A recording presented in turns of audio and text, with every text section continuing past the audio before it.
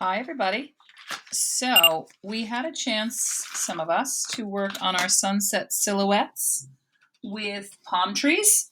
And so you can see during class, we were able to work on a canvas and we talked about blending sunset colors and our brush stroke going from side to side. You could curve it, you could keep it kind of straight. And the idea is to still see some of each of the colors. So we don't want to just blend it into orange, otherwise we could just use orange. So we're going to use some white. You can see I already have my paper plate ready from earlier. Some white, some yellow, some orange, some red. And if you're missing orange, it's okay because you can mix whatever colors you want. The idea is not to make it so flat and overmixed that all we get is orange, because if we wanted that, we would just use orange. So you can see that I just kept blending my colors. And the nice thing about canvas is that it blends beautifully. You can be a little rougher than you can be on paper because paper will start to warp with the moisture. So here you're going to have less of that. But you can tell by my picture that I kind of went in this direction with my stroke. You can go in any direction you want. Depends what kind of weather and sky you want to look like. You could always go add other things on top of it. That's the great thing about canvas. You can keep layering. You can order yourself a nice canvas board, super cheap, about $1 each.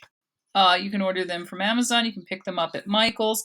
And since you have so much paint left over, you can definitely work on different things. If you look it up, you can find thousands and thousands of ideas for simple paintings. Okay, so this one, I added a body of water here.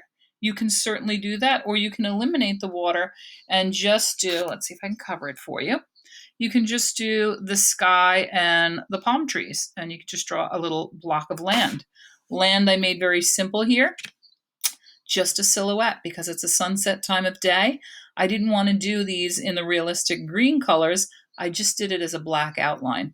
You're going to see for our palm trees, long skinny triangles. Practice that first on your scrap paper and then curving out almost like fireworks. One here, over, over, over, some birds.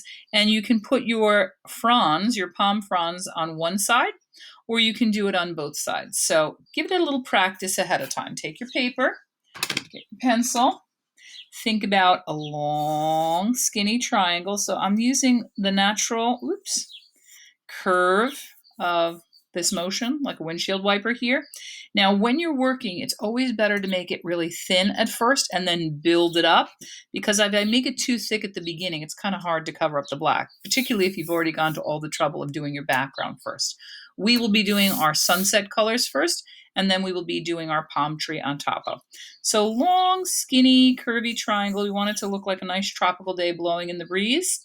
And then curving off the palm fronds. And even with pencil, I go in the direction I want it to grow. I'm not going from here inward because it's going to be too heavy over here, too light there. So always go from the center out. Now I've overdone my palms, but really not going to be too big a deal. So even when you're growing the leaves, you're going from in, almost in the direction they would grow down. That's going to give it the most natural appearance. You can do just one side like that, and you can make it long, give it a nice healthy palm frond. On one side, certainly can do that, or you could do both sides. It really is a personal choice where you go on both sides. Now, I find it easier sometimes just to turn my paper when I want to add something more.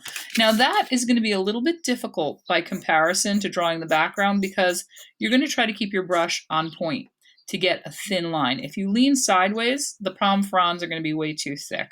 So notice the difference in how I'm going to do it. And I would do that with each one. Same idea all the way through.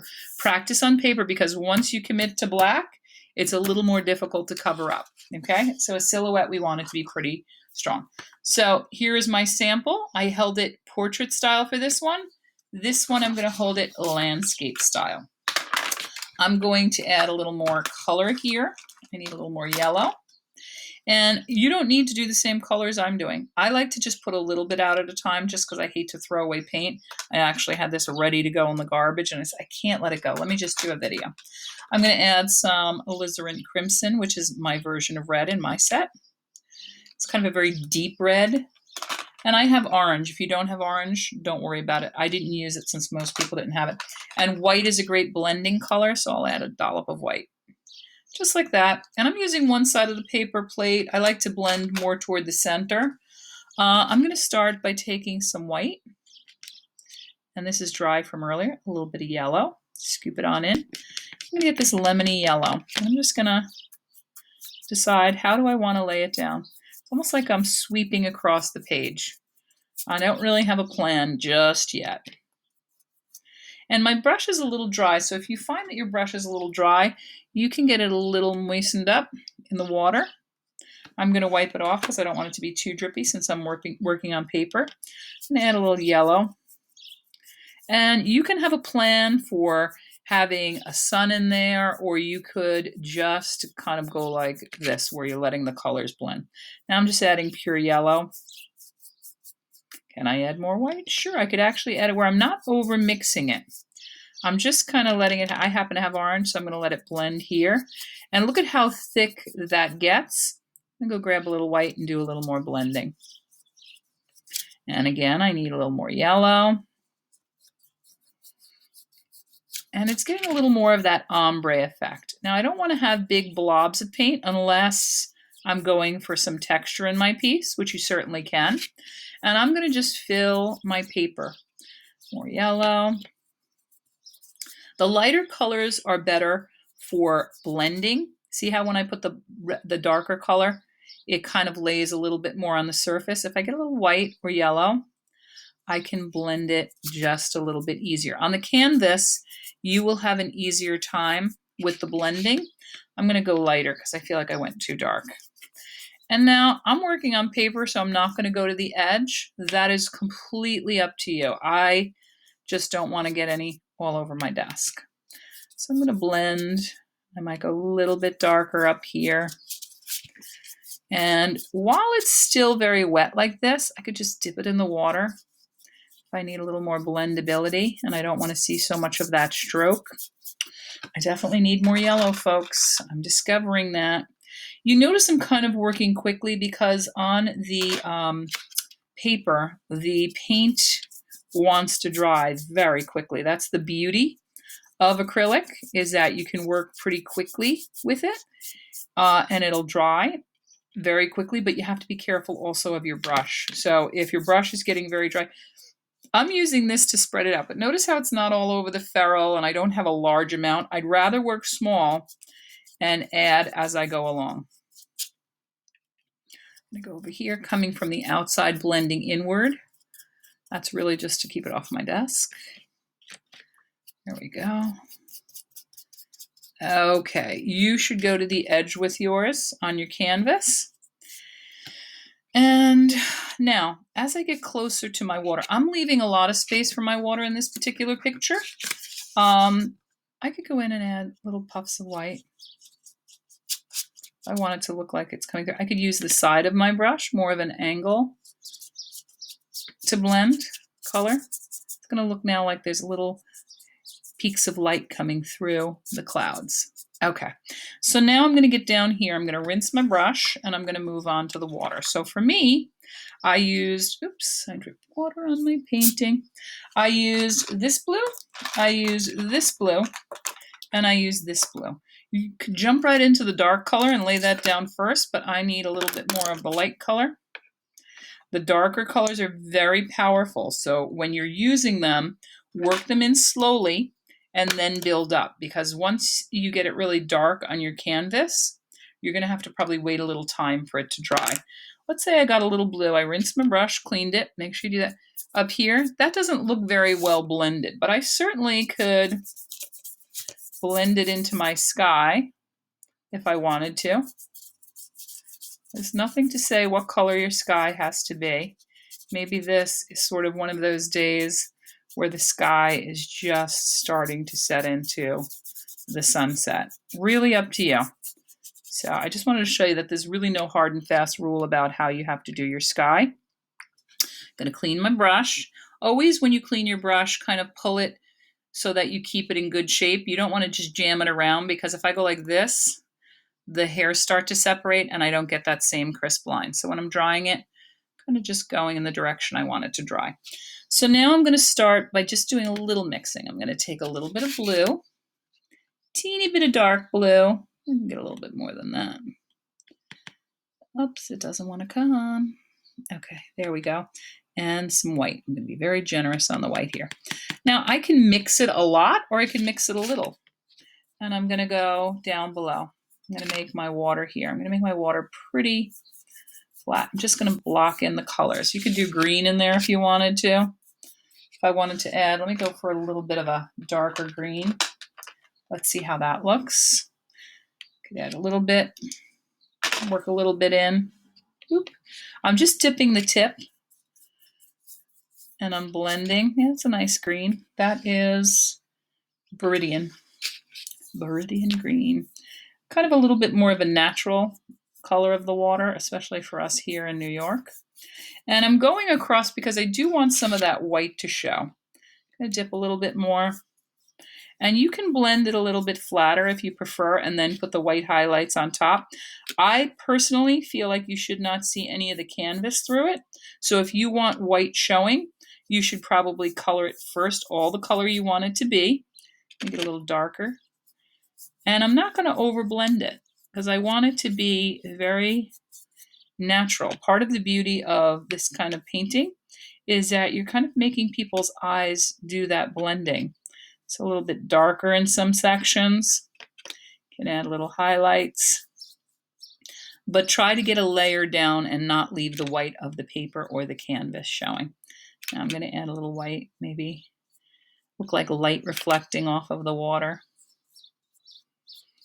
As much depth as you want. You could do this for hours. It's so much fun. You rarely get a chance to do this kind of blending, so go and enjoy it before you jump into making your palm tree. So I'm ready for my palm tree.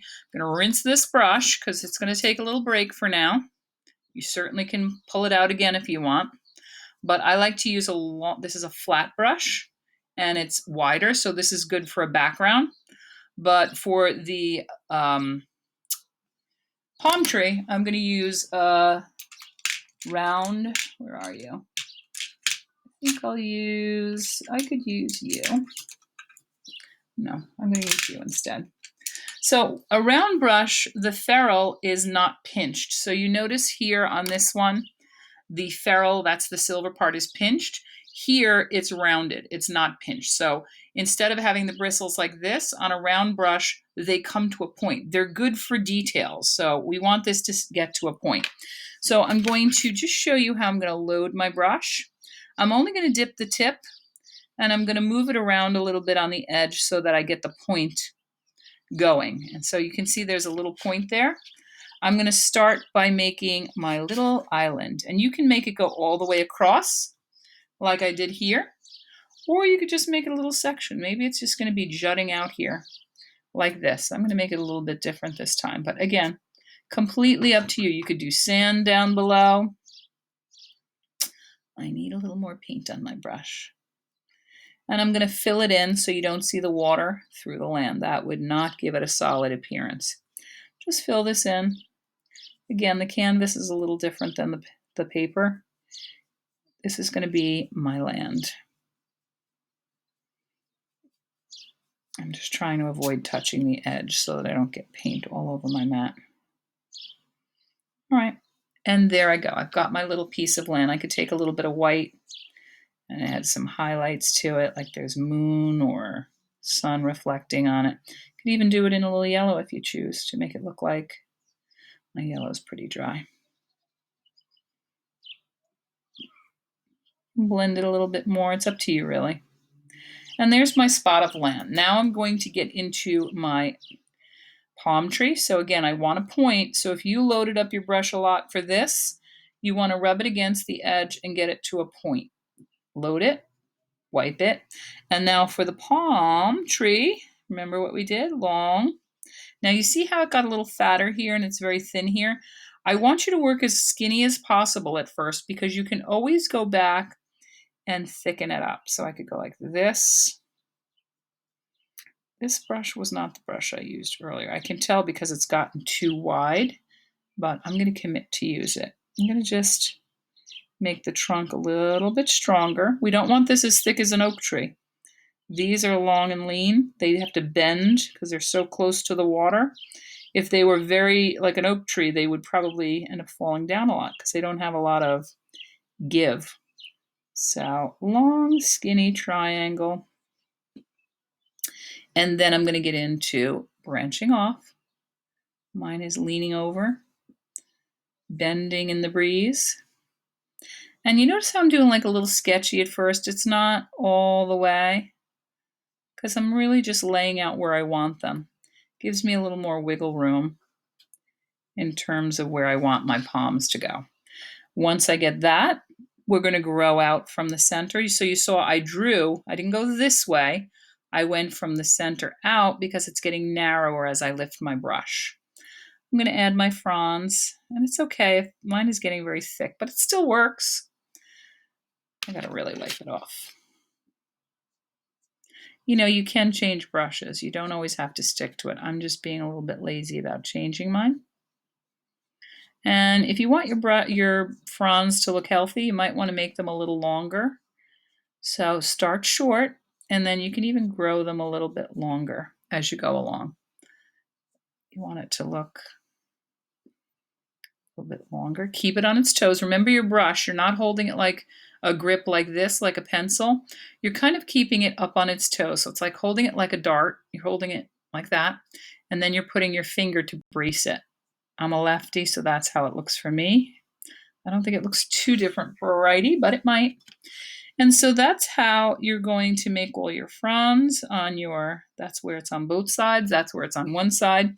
Give yourself maybe some birds flying by, almost like the letter M, right? They're flying over the water.